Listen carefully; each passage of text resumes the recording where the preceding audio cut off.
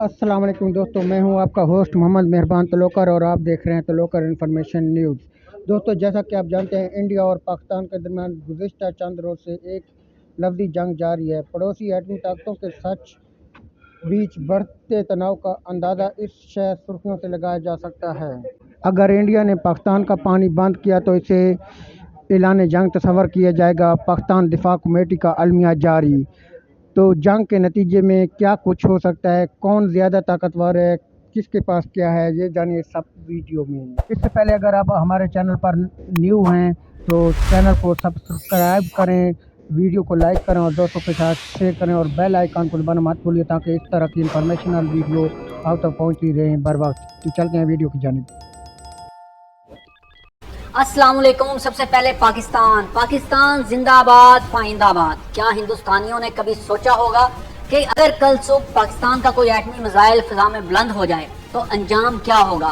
कौन सा शहर पलक झपकते राख बन जाएगा, कौन सा मैदान सहरा बन जाएगा? ये कोई फिल्मी कहानी नहीं, ये हकीकत है। पाकिस्तान वो एटमी ताकत है जिसने आलमी प्रेशर के बावजूद आज तक एटमी हथियारों के इस्तेमाल में नो फर्स्ट यूज यानी हम पहल नहीं करेंगे की पॉलिसी को कबूल नहीं किया, जबकि भारत एटमी हथियारों को पहले इस्तेमाल न करने की बात मान चुका है। लेकिन भारत सिर्फ जुबानी वादे करता है और जब एटमी मिसाइल अपने हदफ की तरफ बढ़ते हैं तो फिर मायदे इखलाकियात सब राख हो जाते हैं।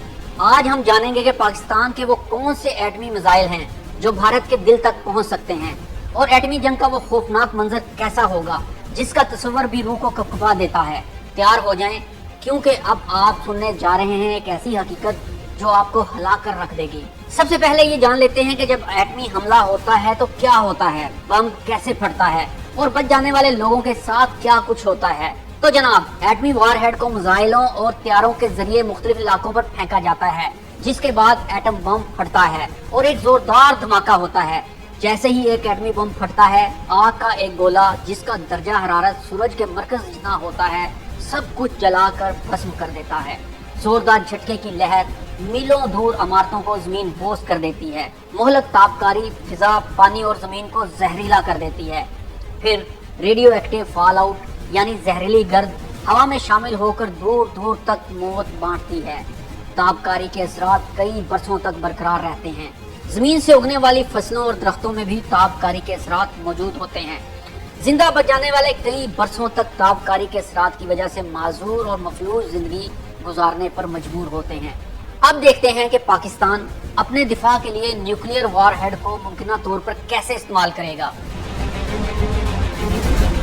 यूं तो पाकिस्तान के पास न्यूक्लियर वारहेड की सलाहियत रखने वाले मिसाइल की एक बहुत बड़ी खेप मौजूद है जो चंद किलोमीटर से लेकर कई 100 किलोमीटर तक भारत के इलाकों को निशाना बना सकती है। लेकिन भारत पाकिस्तान के सिर्फ एक मिसाइल की दूरी पर है। अगर पाकिस्तान ये मिसाइल चला देता है तो पूरा भारत जलकर भस्म हो जाएगा और ये मिसाइल है शाहीन 3 जिसकी रेंज तकरीबन 2700 किलोमीटर है। पूरा भारत मुकम्मल तौर पर शाहीन 3 की रेंज में शामिल है। बंगलोर, चेन्नई, हैदराबाद, पुणे, बम्बई, कोलकाता, दिल्ली, हिंडमार और निकोबार जजायर पाकिस्तान के निशाने पर हैं। अगर हम बात करें बैलिस्टिक मिसाइल शाहीन 1 की तो इसकी रेंज तकरीबन 750 किलोमीटर है। एटमी हथियार ले जाने की सलाहियत रखता है। रेंज में आने वाले हिंदुस्तान के शहर हैं अमृतसर, चंडीगढ़, दिल्ली और जयपुर। अब अगर हम बात करें शाहीन 2 की तो इसकी रेंज तकरीबन 1500 किलोमीटर है। एटमी वॉरहेड ले जा सकता है। रेंज में आने वाले शहर हैं दिल्ली, लखनऊ, अहमदाबाद और मुंबई। इसके अलावा Ghauri missile, Abdali missile, Ghazni missile और दीगर बहुत से मिसाइल भी शामिल हैं जो एटमी वारहेड ले जा सकते हैं। पाकिस्तान के पास कुछ मखसूस जंगी हथियार हैं जो न्यूक्लियर वारहेड को ले जाकर गिरा सकते हैं। इनमें शामिल हैं मिराज 3, फ्रांसीसी साख्ता पुराना मगर काबिल एतमाद तैयारा है। पाकिस्तान ने इसे खास एटमी हमलों के लिए तब्दील कर रखा है। यह रात क्रूज मिसाइल भी फायर कर सकता है। अब बात कर लेते हैं मिराज 5 की। थोड़ा जदीद मॉडल है, एटमी बम ले जाने की सलाहियत रखता है। कम ऊंचाई पर तेजी से हमला करने के लिए इस्तेमाल किया जा सकता है। तो ऐसे ही बात करते हैं GF थंडर ब्लॉक 2 और 3 की। पाकिस्तान और चीन का मुश्तरका प्रोजेक्ट है। नए ब्लॉक्स को मुमकिन तौर पर एटमी वॉरहेड ले जाने के काबिल बनाया गया है। क्रूज मिसाइल रात को फायर करने की सलाहियत भी रखता है। اب بات کرتے ہیں F-16 کی. یہ امریکی ساختہ ہے. F-16 تکنیکی طور پر ایٹمی ہتھیار لے جا سکتا ہے.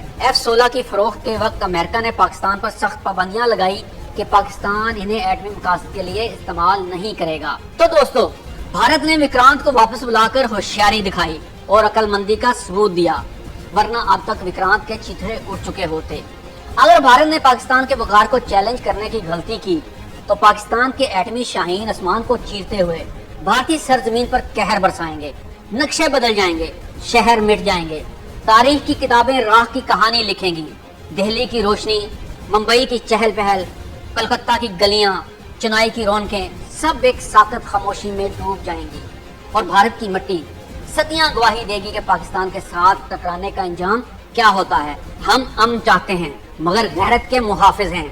یہ پاکستان ہے، یہ چٹان ہے، یہ قیامت کی طرح دشمن پر ٹوٹتا ہے. پاکستان زندہ باد. Thank you for watching. Please like and subscribe our channel. تو ملتے ہیں اگلی ویڈیو میں.